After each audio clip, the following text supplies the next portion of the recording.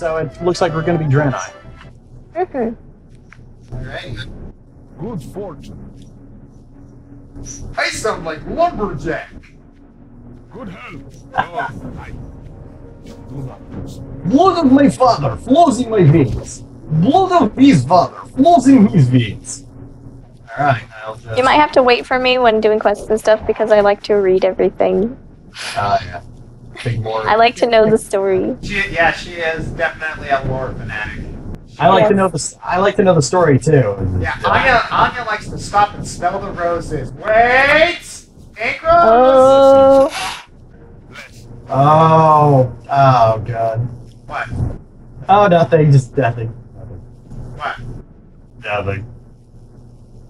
Did I say something dirty and didn't notice? No, I'm just remembering that the early male gear is designed differently between genders. Okay. Until Wrath of the Lich King came out, Blizzard was in that mindset. Oh, that mindset. Where less armor for females means more protection. Yeah. And when they brought in transmogrification, back in Cataclysm, oh god. Things got real creepy real fast. Okay. So our spaceship crashed Yeah. and brought us to this world or something. How do you crash into a planet? That's what I want to know. It's ready, world. When it crashes into you. Mistweaver, Windwalker, and Brewmaster. Oh my god, I'm an airbender. And humans can be monks. You can't be an airbender, and you might get mad and claim cultural appropriation. Oh, come on, Josh. Don't be like that. What? There was a whole comic about it. Yes, and remember what happened at the end of the comic? Yeah, I know. Then they became the Air Acolytes. The damn stand ready. Your viewers are just going to be like, I really didn't expect to see this today. Josh, Ink, and Ball punching flowers. It's like the first thing people do in Minecraft. Oh my god. I'm getting a huge Alice in Wonderland vibe here. Now in the golden afternoon. You always wanted to punch those flowers for making Alice leave. You can learn a lot of things from the flowers. I think you're probably gonna love this. Especially in the month of June. You can learn a lot of things from the flowers. All in the golden afternoon. Ooh, the Russian man. Oh, Moscow, Moscow. Oh. Hey, I have no idea how those lyrics go because it's in Russian. Yeah, like I said, I can never figure out if they're supposed to be Russian or Persian.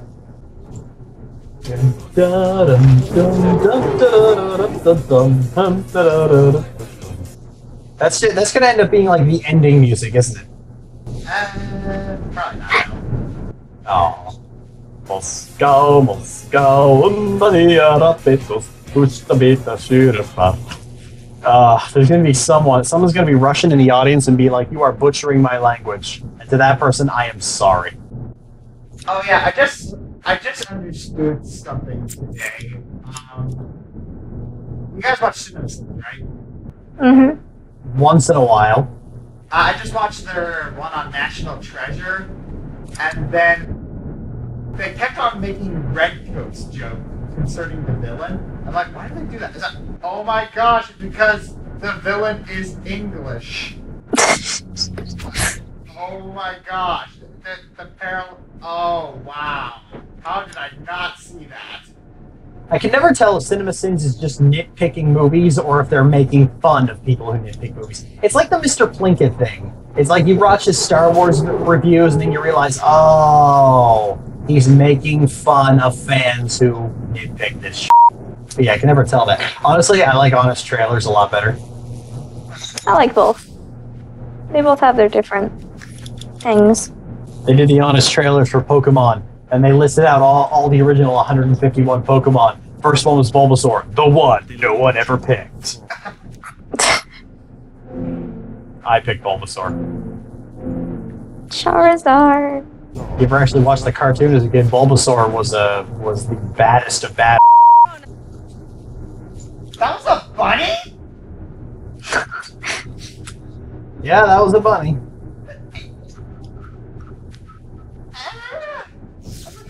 That's a bunny? This thing right here is a bunny! Yes, this thing right here is a bunny. Well, this thing here might be a squirrel, or a bird, or a bug, or an adorable little puppy. Excuse me, I need to go into a corner and curl into a fetal position. What's our special jump animation? Bounce, bounce, bounce.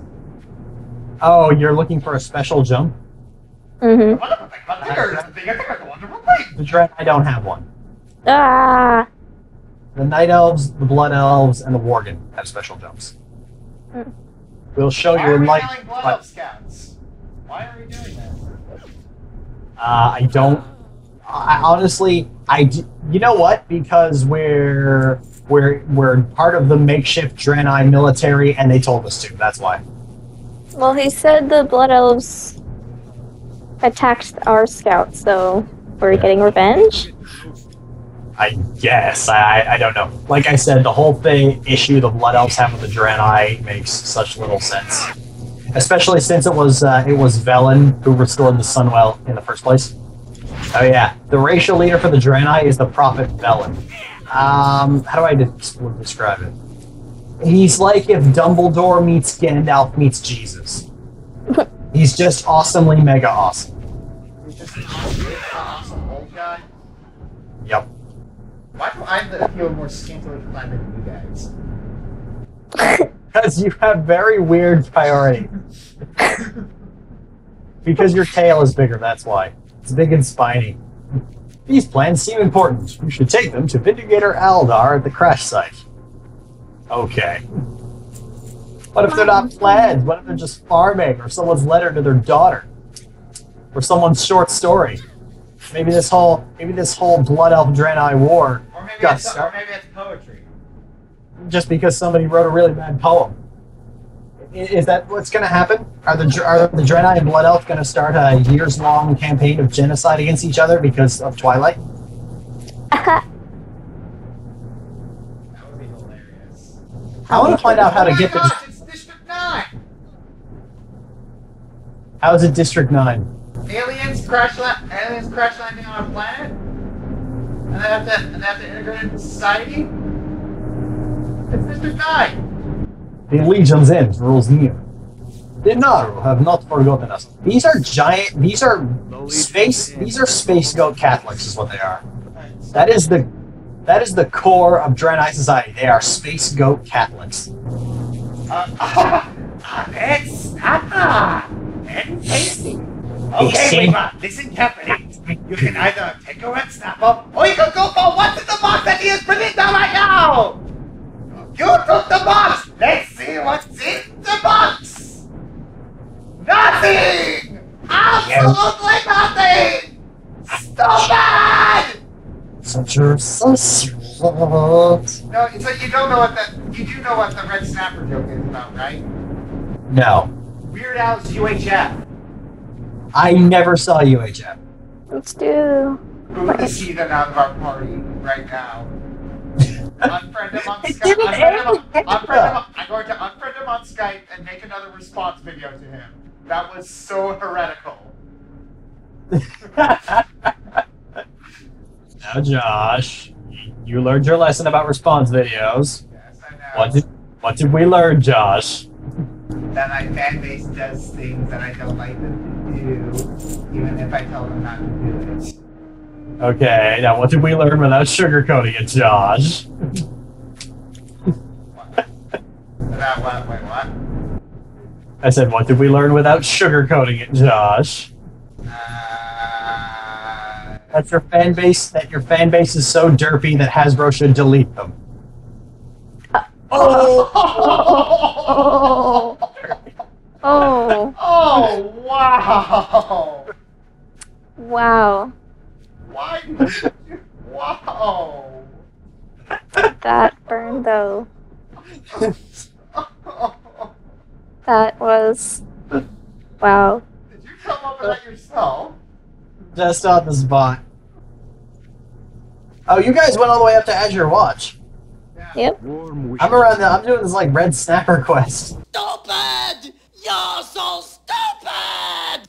I love when people, when Mists of Pandaria first came out, everyone was going, "Oh my God, they're making Kung Fu Panda into World of Warcraft," and I thought, and I said, That's a bad thing.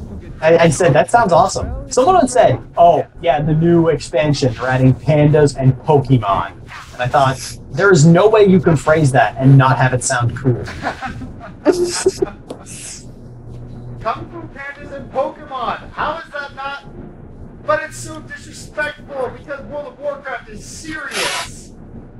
Oh yeah, is that serious? Where a paladin puts on a big freaking Sauron helmet and controls the legions of the undead. Or a paladin puts on a Sauron helmet and controls legions of the undead while singing, "Let it go, let it go." Let it go. That was in the That was in the April Fool's patch notes. Despite concerns over workers' rights violations due to unreasonable weather conditions, Arthas has stated that people should let it go and that he will indeed remain the final boss of Icecrown Citadel. The cold never bothered him anyway. And you summoned a Murloc. Great job.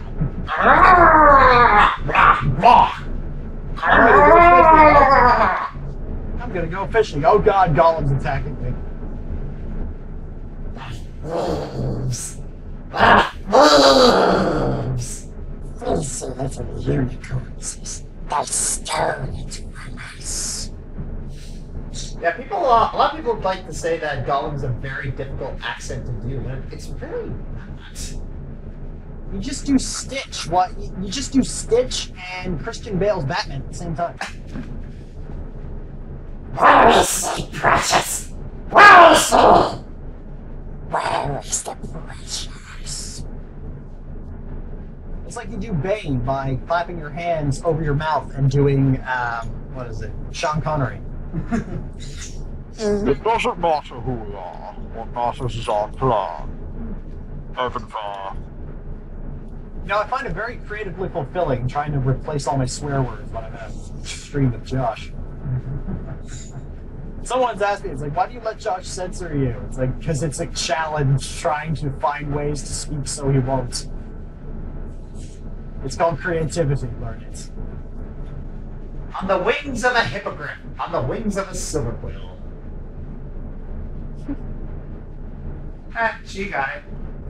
I didn't. Silver quill's a hippogriff?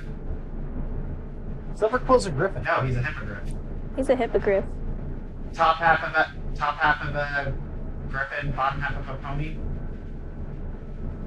His bottom half is a... Jerry just had the scales have fallen from his eyes. Boy, I'm really glad I put the kibosh on that video with Dr. Wolf then.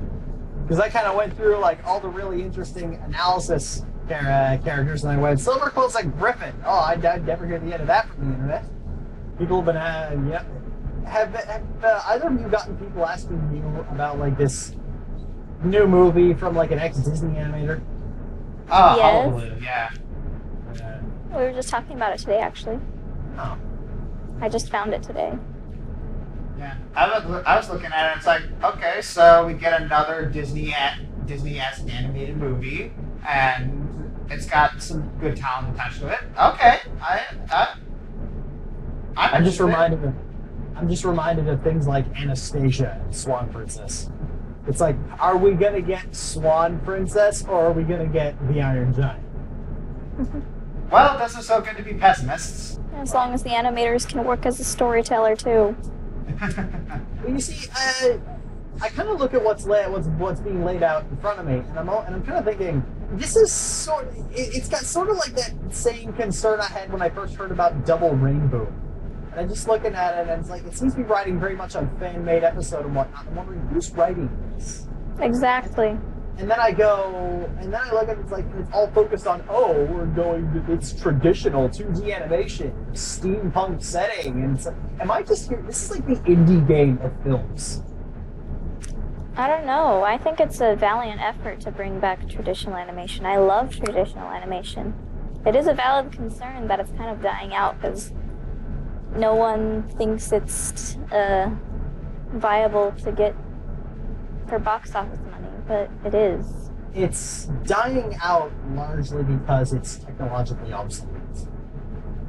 3D animation takes far less resources. It costs far less money, and it can be done a lot faster. The thing is, technically, traditional animation died out a very long time ago, like probably the early 2000s. A lot of 2D hand-drawn animation was not done on paper after that, and it was done on computers. It just used things like tablets and whatnot to do the Oh yeah, well, I still think that's cool. It's just, the animation went digital, so to speak. Yeah. It doesn't have to be like full traditional to be traditional animation. Just look at people making paintings with digital art. Oh yeah. But the thing is, when you go for something that is looking very much like nostalgia bait, just think about all those 8-bit inspired platform indie games that keep getting churned out and forgotten about. It's like, are we gonna get what's a really bad throwback indie game? Are we gonna get a really bad one, or are we gonna get Shovel Knight? Yeah, that's what I said. Yeah, that's what I was going with. Are we gonna get a really bad nostalgia bait property, or are we gonna get Volgar the Viking, or are we gonna get Shovel Knight? Are we gonna get Double Ring Boom, or are we gonna get Or Children of the Night is a better comparison. Children of the Night didn't have a script. So okay, I see your point. Yeah, okay. Animated in the fandom, animated music videos always turn out to be good because they don't have to deal with it, because you don't have to deal with the incredibly treacherous field of writing. Still, Children of the Night was beautiful. Oh yeah, it absolutely was. And I think anybody heard anything about the animation for Lullaby for a Princess? Oh yeah, I've heard about that. I haven't heard anything new about it though. Yeah, that is looking up to be really good too. Like I said, there's a lot of talented animators and artists, voice actors in the community, not a lot of writers. It's rather unfortunate. Well, there are talented writers, but the problem is they have to be able to write for scripts, as well as be good storytellers. Yeah. And oftentimes, and there is another bit of an issue that, people just don't have any respect for writers. Not only that, but it seems like when people, and especially in this fandom, are looking for talent to make projects, they aren't specifically looking for writers because the creator of the projects wants to write themselves. They're not looking for editors and things like that. They're just looking for animation, which most of them can't do. They're like, oh, I can write. It's okay. I can write. I have a computer. I have everything. I can't animate though because I've never done it before. Yeah. So writing is unfortunately something everyone thinks they can do. The attitude is, writing? Oh, please, I learned that in primary school. Freaking aced it. Even maybe do it in joined up letters just to give everyone a fair chance. And then there's... Yeah, I actually tried, with my fanfic of Recasted, I tried writing, which is basically just me writing a whole bunch of episodes, and it's hard. It's very hard. Because there's just so many... having to write multiple characters in the same scene and having to avoid as many unfortunate implications as you can. And making sure dialogue sounds natural. exactly. So yeah, speaking of recasting, somebody actually asked if me and Cassie would consider doing like a similar thing, like rewriting all of the episodes, factoring in the Ascension. And I thought that is the dumbest idea I've ever heard. It's like think It would about be basically the same. Well, actually, not really. I guess it would be basically the same. You just have another character hanging on. But just think about getting to the two-parters. Okay, like Tirek walks in, and is like, "You have something that belongs to." Boom, dead, sword in the face. The infinite powers of the universe, sword in the face. Ascension can kill anything. It's like you don't throw a god boat. You'd have to do the same thing as you did with the princesses. Find a way to just casually remove her from the story. So she's a Mary Sue. Stop pursuing me, Jerry! Why can't they actually have Celestia save the day one time? Come on. What? Huh? And then, you know, they like don't. They always try to get rid of the princesses at the beginning of two-parters. Yeah, they have to get rid of the princesses because I'm so sick of it. Yeah, like Twilight's the main character. And you know what the funny thing is? They just went and did the whole Twilight gang rushes Tirek with all the powers anyway. And I get the nucleus of that, but I'm just wondering if they were going to do this anyway, why didn't they just have the four of them take on Tirek, and that's how the magic was trained? Yeah. Well, It because would have well, been so much better well- if all four of them went, because then they could do like two go this way, one goes that way, one goes that way, overwhelm Tirek from all sides. Well, the thing is that if Tirek gets one of them, then they're pretty much dead. Well, I if guess he that gets could- one of you them, get- he you take gets down- Twilight, then they're dead too. You take down Luna, then you take down Cadence, then you take down Celestia, and of course now Twilight's just left on her own. Bam, Balrog's Gambit. Then he pulls the Balrog's Gambit. Maybe Twilight gets taken down first for once. Yeah, but then you don't have the whole like giving up the magic, get the I know. connection, make it evolve, blah. Blah. You know what? I think so far I am the only person to do a video about Twilight's Kingdom and not mention Dragon Ball Z once. Instead, I mentioned Metal Gear. Metal Gear.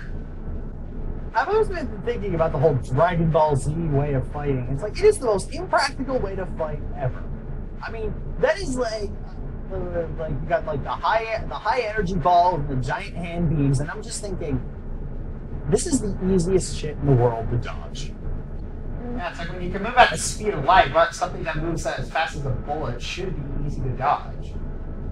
This is kind of why I like writing my characters to be somewhat overpowered, because it just kind of means that, like, if I write a very overpowered villain, the main character has to outthink the villain in battle, not just outpower.